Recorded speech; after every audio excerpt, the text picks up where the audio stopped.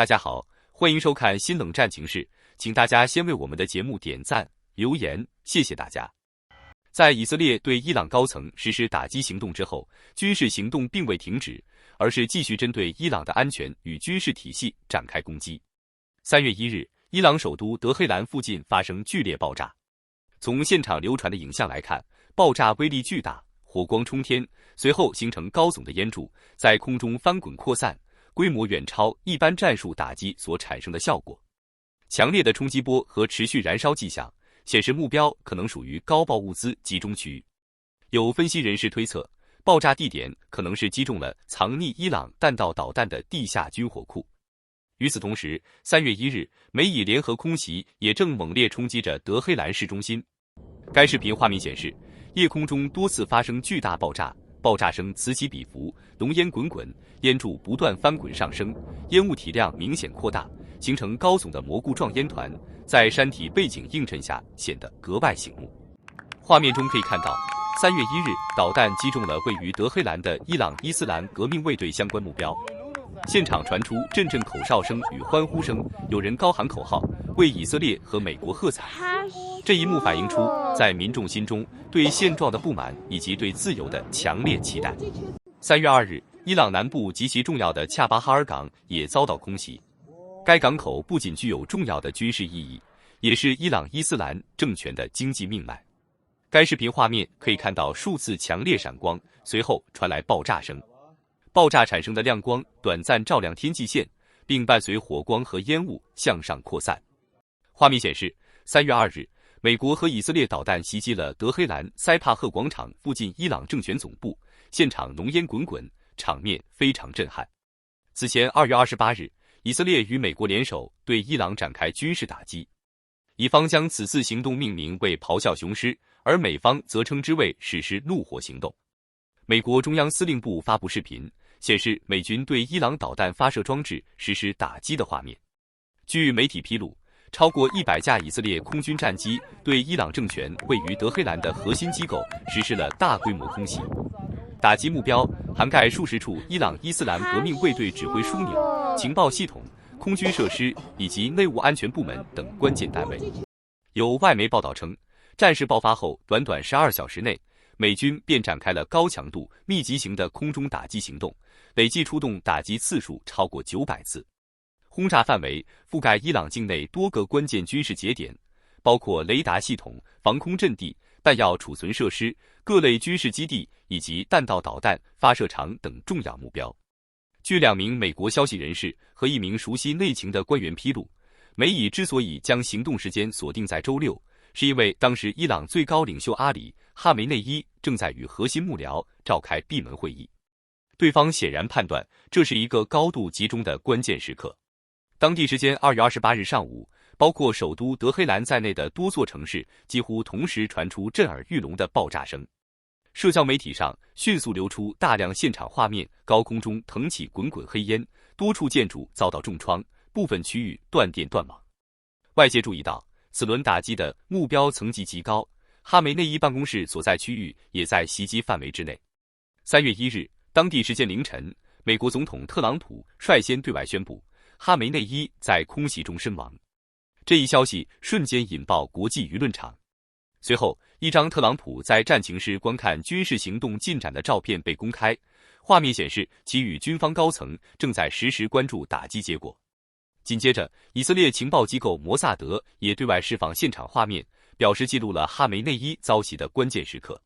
最初，德黑兰方面坚决否认哈梅内伊身亡，称相关消息为敌对势力的心理战。但数小时后，伊朗官方立场出现变化，最终承认哈梅内伊已在此次美以联合打击中死亡。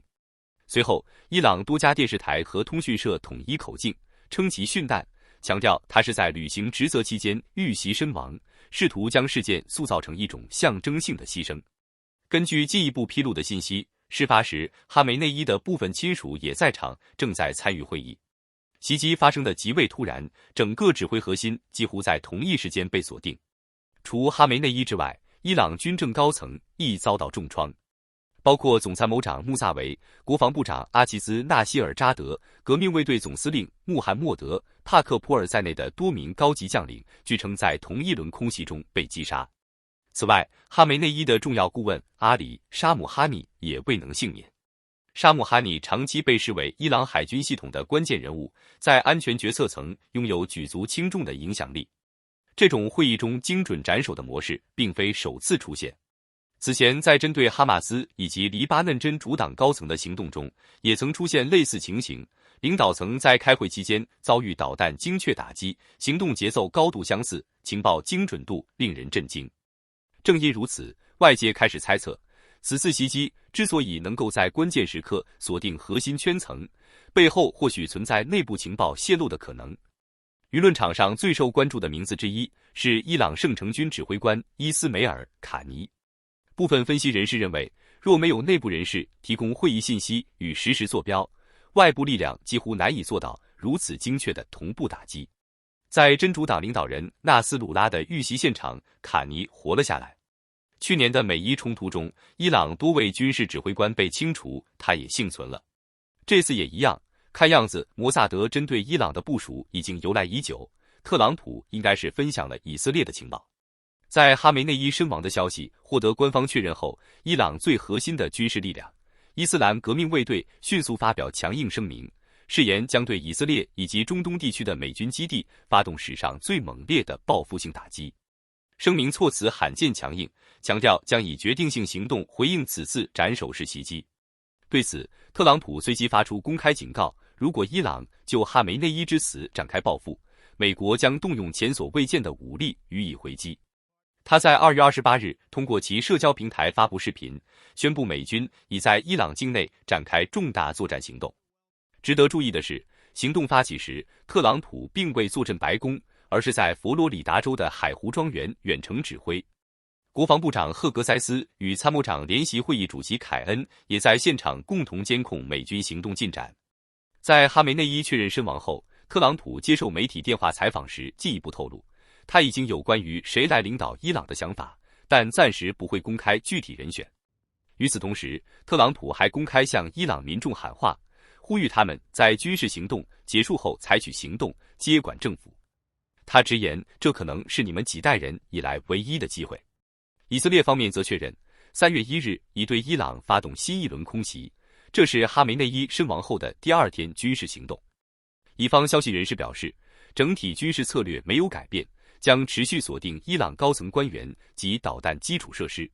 以军发言人称，行动仍在推进中，目前没有任何降温迹象。在遭遇美以联合空袭后，伊朗向以色列方向发射导弹进行报复。以色列随即向全国发布警报，全面启动防空系统应对潜在威胁。受局势升级影响，以色列、伊拉克及周边多国相继关闭领空，地区安全形势骤然紧张。以色列国防军透露，此次代号为事后行动的联合军事打击历经数月筹划。行动结合军事情报机构长期部署的情报行动，刻意选择在白天而非夜间出手，精准锁定伊朗政治与安全高层会晤时机，从而实现战术奇袭的效果。在哈梅内伊身亡的消息传出后，社会反应呈现出强烈而复杂的情绪波动。部分伊朗民众将这一天视为历史性的转折时刻，走上街头表达激动与期待。在海外伊朗社群中也出现集会与游行活动，一些参与者载歌载舞，公开表达政治立场。在纽约、洛杉矶等城市，也有人高喊 USA 等口号，并对特朗普表示支持。从更宏观的角度看，这一系列事件标志着一个新时代的开启。对于渴望改变的人来说，这被视为重新思考国家未来方向的契机。无论接下来局势如何演变，伊朗社会内部与海外社群所释放出的强烈诉求，都显示出对稳定、发展与更开放环境的期盼。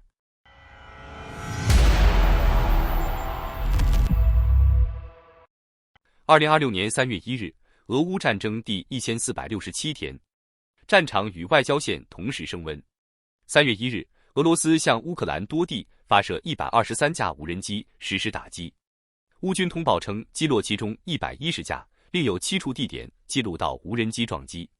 几乎在同一时间，乌克兰也向俄罗斯本土、克里米亚以及乌东地区发射近100架无人机，多地传出爆炸声。无人机战已成为双方日常对抗的核心方式，空中消耗持续升级。乌方称，其 FP-2 无人机摧毁马里乌波尔一座俄军 9C-19伊姆比尔雷达站及一套 S-300V 防空系统，在顿涅茨克地区，另一座 S-300V 自行雷达站也被击毁。乌克兰总参谋部还表示，乌军打击了俄军第127摩步师前沿指挥所、西安夫罗西夫斯克附近的燃料与弹药库，以及赫尔松、德罗尼夫卡、罗登斯克、别列索维等地的俄军后勤与人员集结设施。乌方强调，将继续扩大对俄纵深目标的打击强度。在扎波罗热方向，乌军不仅推进至灰色地带，还深入至其后数公里，进入自去年10月以来由俄军控制的区域。乌方称，已重新掌握2024防线大部分区域，该防线位于波克罗夫斯克以南约12公里处。俄军此前数月攻势取得的部分战果出现回吐，被迫重新调集兵力，稳固阵地。在波克罗夫斯克方向，位于华盛顿的战争研究所 ISW 2月28日更新的地图显示，波克罗夫斯克与米尔诺赫拉德局势紧张，俄军在格里申东部取得进展，但在罗登斯克一线遭遇阻击。科斯蒂安蒂尼夫卡方向，双方在局部战术区均有得失。苏梅、哈尔科夫、库皮扬斯克、莱曼及赫尔松方向，俄军持续进攻，但未现明显突破。乌方指控俄军在科斯蒂安蒂尼夫卡一线使用白磷弹，涉嫌违反禁止化学武器公约。俄方尚未对此作出公开回应。相关指控若被证实，将引发更大国际争议。在经济与海运领域，欧洲国家继续对俄施压。3月1日，比利时国防部长特奥·弗兰肯宣布，比利时与法国扣押一艘悬挂几内亚国旗、被指与俄罗斯影子舰队有关的油轮埃瑟拉号，船只正被押往泽布吕赫港。此前，英国、法国多次查扣相关油轮，德国亦限制俄方油轮进入其领海。欧洲针对俄罗斯能源出口网络的打击正趋于系统化与常态化。在外交层面，乌克兰方面释放出重要信息。2月28日，乌克兰总统办公厅主任基里洛·布达诺夫在全国广播节目中表示，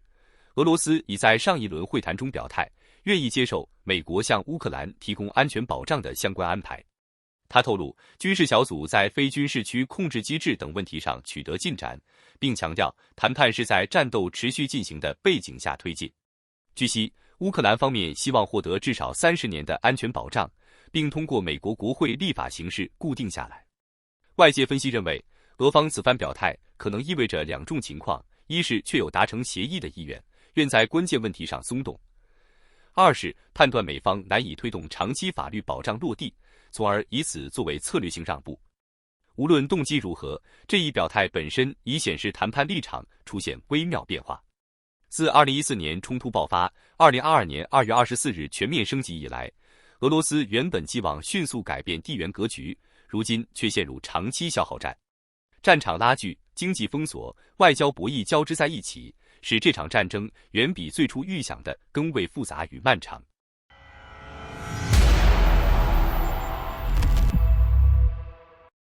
周日清晨，喀布尔响起爆炸声和激烈的枪声，阿富汗与巴基斯坦之间持续的军事对抗进入第4天。日出前，战斗的声音传到首都，标志着这场冲突正在迅速从边境地区升级并蔓延至国家心脏地带。塔利班政府发言人扎比乌拉·穆贾希德证实了这一活动，但将爆炸描述为防御措施。他表示，阿富汗防空部队正在与在该市上空发现的巴基斯坦飞机交战，并告诉居民不必担心。尽管有这些保证，冲突蔓延至喀布尔已引发担忧，担心这些小规模冲突正在升级为全面的区域战争。巴基斯坦与阿富汗边境持续数月的军事冲突升级，巴基斯坦出动军机轰炸阿富汗首都喀布尔、南部重镇坎大哈及帕克蒂亚省，宣称两国进入公开战争。阿富汗则对8国军事目标发动无人机攻击报复。巴基斯坦军方星期五2月27日凌晨开始对阿富汗主要城市发动空袭，锁定阿富汗塔利班政权在喀布尔、帕克蒂亚和坎大哈的军事目标。